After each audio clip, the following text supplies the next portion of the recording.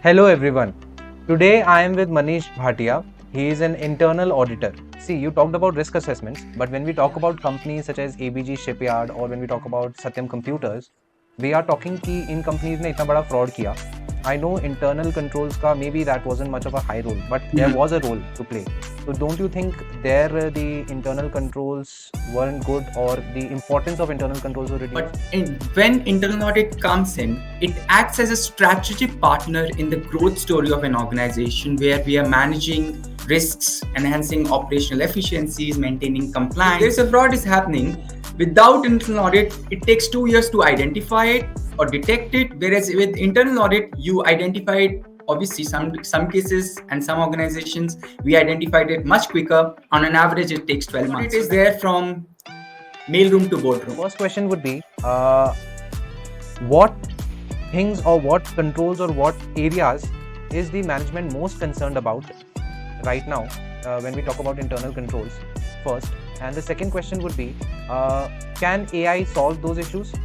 And third question would be that if AI can solve those issues, do you think that internal audit won't be necessary in the coming years as the AI revolve? I'll go one by one, but trust me, before I go there, I'll definitely like to have my job secure. But so AI is not going to replace me. If I very clearly, if I were to call it, it will definitely is an enabler. It will also AI definitely has some unconscious or a bias. What skills do you think are necessary for a person who is entering into internal audit? So when you talked about I caught you, we talk about the due diligence, right? When we are doing the investigation, we can say that we caught you. Correct. So how would you differentiate between the due diligence, the forensic due diligence and the internal audit? I think just give me 3 points. Sure. I'll talk about first. First is sampling methodology. I'll say that. Second piece, timing. And third piece, how in the context of how you're auditing in. I'll give you and I'll tell you in details. You have done CIPM. Yeah.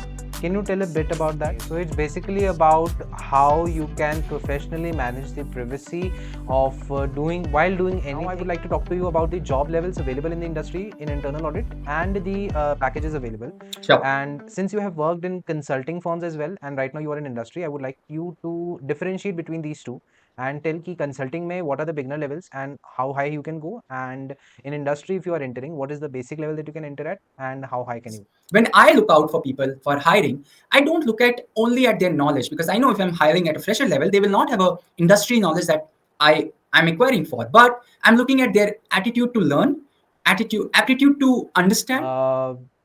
What courses or what certifications would you recommend to the coming professionals who want to build a career in finance?